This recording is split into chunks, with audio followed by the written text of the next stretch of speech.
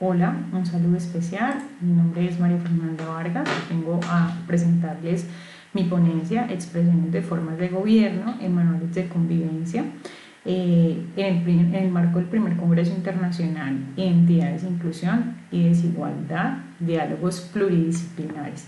Yo soy docente universitaria de la Universidad Pontificia Bolivariana en Colombia. Este proceso lo hemos realizado en el marco de un ejercicio de investigación, un proyecto de investigación en compañía del docente Jimmy Jaime Quintero Valderrama y en el marco del grupo de investigación en pedagogía y desarrollo humano. El eje central temático es la educación, específicamente la educación inclusiva,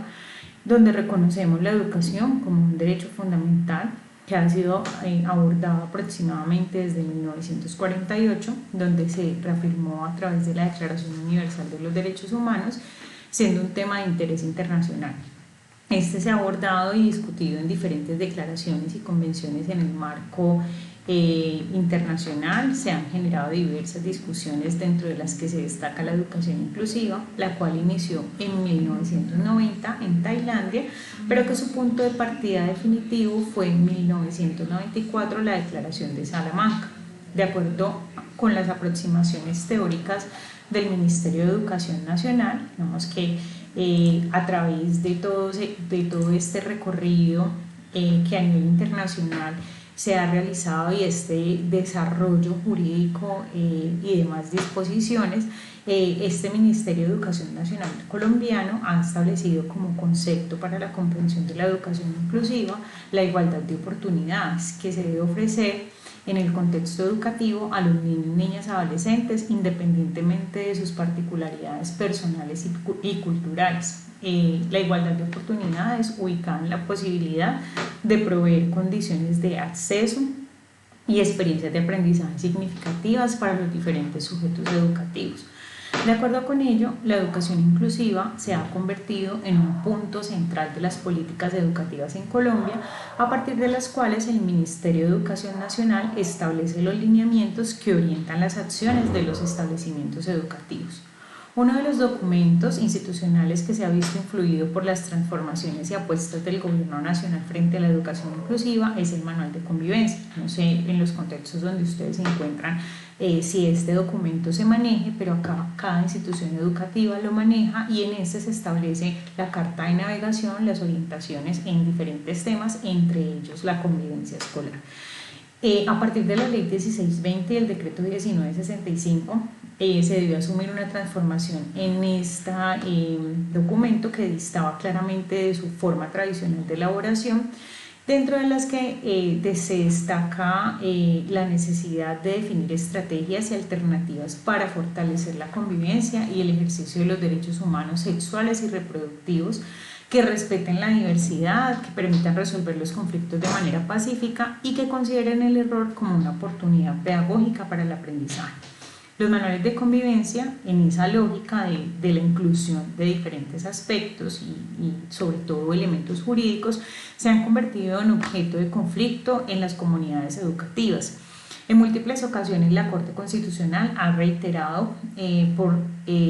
que las normas establecidas en dichos documentos institucionales no deben superponerse a los mandatos constitucionales y por tanto sus disposiciones no son aplicables cuando vulneran los derechos fundamentales de los estudiantes. Han ocurrido diversos casos en el territorio nacional, dentro de ellos el que ha exigido unas transformaciones es el caso de un estudiante que se suicidó en el establecimiento educativo y que las razones que luego pues se investigaron en este marco fue la discriminación por diversidad sexual. Entonces, a partir de este caso, la Corte Constitucional ordenó al Ministerio de Educación Nacional la revisión de todos los manuales de convivencia del país para garantizar que los mismos respeten la orientación sexual, la identidad de género e incorporen formas alternativas para fortalecer la convivencia escolar. Su finalidad no estaría exclusivamente centrada en la discriminación en relación a la diversidad sexual, sino que más allá, los establecimientos educativos establezcan a través y orienten a través de sus documentos institucionales el reconocimiento y respeto por la diferencia en el marco de la educación inclusiva. En este orden de ideas, los manuales de convivencia, como esos documentos institucionales, presentan los discursos oficiales de los establecimientos educativos a través de técnicas y mecanismos que el contexto establece para dar respuesta a las prescripciones nacionales. En este caso específico, pues hablando de la educación inclusiva, a través de las cuales se dinamizan las relaciones y se producen los sujetos aptos para la sociedad. En este sentido, las prácticas discursivas de dichos documentos posibilitan reconocer la gubernamentalidad en relación a las características de la educación inclusiva. En ese sentido, la presente investigación tomó como fundamento teórico los postulados de Foucault y se realizó una revisión documental, específicamente una investigación bibliográfica a 5 manuales de convivencia de instituciones educativas públicas y privadas. ¿Por qué los postulados de Foucault? Pues porque el autor nos plantea un giro al análisis clásico del poder, el cual se ubicaba en una concepción puramente jurídica donde se privilegiaba la prohibición a un concepto que sitúa en un tipo de relación entre los sujetos que no actúa de manera directa e inmediata sobre los otros, sino sobre sus acciones, sobre la conducta propia y ajena. Dicha relación no implica una confrontación o una vinculación entre los sujetos, es más un tema de gobierno, es decir, estructurar el posible campo de acción de los otros. Dentro de esas formas de gobierno se tomaron la forma de gobierno disciplinario neoliberal y esto se analizó a la luz de lo propuesto en los lineamientos de política de educación superior inclusiva o los lineamientos de política inclusiva en Colombia, y las características de la educación inclusiva allí planteadas, que tienen que ver con la participación, diversidad, interculturalidad y equidad. Los hallazgos del proceso de investigación permitieron identificar que los manuales de convivencia revisados expresan claramente 4 de las 5 características anteriormente mencionadas,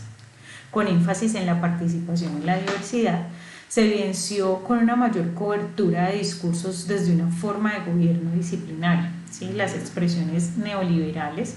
se centraron específicamente en esos aspectos o apartados relacionados con la fundamentación institucional, como la filosofía, valores, principios, creencias, que estarían más relacionadas en el marco de los ideales de formación de los sujetos. En este punto resulta pertinente hacer un detenimiento con relación a las intencionalidades del gobierno en cuanto a las políticas de inclusión, las cuales se estipulan y reconocen como dispositivos de gubernamentalidad neoliberal, donde la escuela cumple un papel preponderante, puesto que a través de esta se garantiza la atención al neoliberalismo con relación a la formación de sujetos con una libertad regulada. ¿Sí? Desde esta perspectiva, la inclusión no se entiende exclusivamente desde la necesidad de garantizar escolarización de calidad para todos, sino como la posibilidad de enseñar al mayor número de personas a ser consumidoras y competidoras, dada la exigencia del neoliberalismo. En este orden de ideas, aunque se logra reconocer que los establecimientos educativos, a través de sus documentos institucionales, mencionan estas prescripciones y orientaciones dadas por el Ministerio de Educación Nacional, sus expresiones orientan en una mayor medida las acciones de los sujetos en una forma de gobierno disciplinario, lo que de cierta forma dista la intencionalidad o forma de gobierno neoliberal desde donde se orientan las políticas. A este respecto, se logran identificar, ¿sí?, en primer lugar, dentro de los manuales de convivencia, expresiones que ubican la inclusión como una necesidad de personas con deficiencias, desde donde se refieren, por ejemplo, requerimientos institucionales de acompañamiento tanto familiar como especializado con relación a la confirmación de deficiencias y pautas para el tratamiento dentro de este contexto educativo.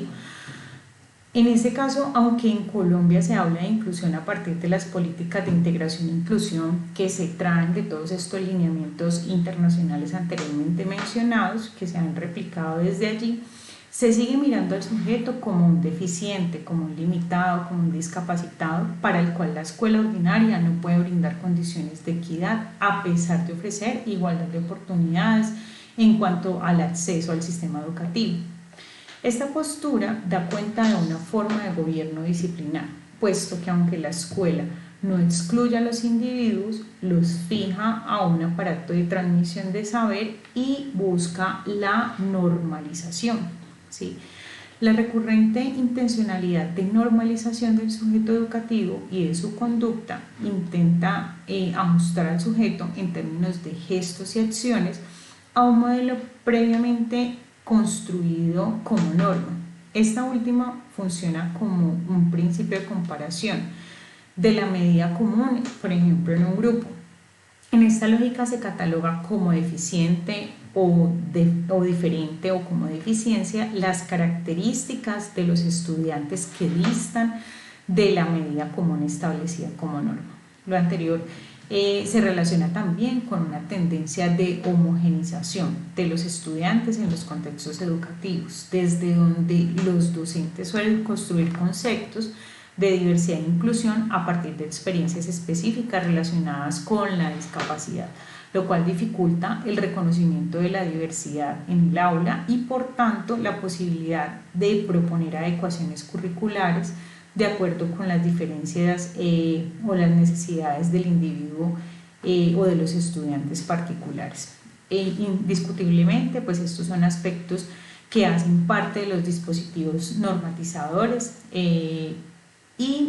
de los contextos educativos colombianos, ¿sí? Analizados pues en el proceso de investigación, que buscan la normalización y homogenización de los procesos de interacción e enseñanza-aprendizaje en el contexto educativo, que en esta lógica, si bien en el proceso de investigación, como les decía, se encontraron una prevalencia de discursos disciplinares, algunos discursos neoliberales, que es más, digamos, coherente en lo planteado en las políticas de inclusión, se focalizan más como ideas de formación, no intencionalidades de formación, pero no se logra establecer como la forma de gobierno prevalente, puesto que la prevalencia está en lo disciplinario, es decir, el control de la conducta, el control del cuerpo, de acuerdo pues a estos planteamientos de gubernamentalidad tomados desde la perspectiva de Michel Foucault. Esta es la ponencia que tenía preparada, espero haber sido clara en el desarrollo y planteamientos y poder ampliar un poco más estos elementos en el artículo publicado que saldrá producto de este ejercicio. Muchas gracias por la atención prestada y un excelente día para todos.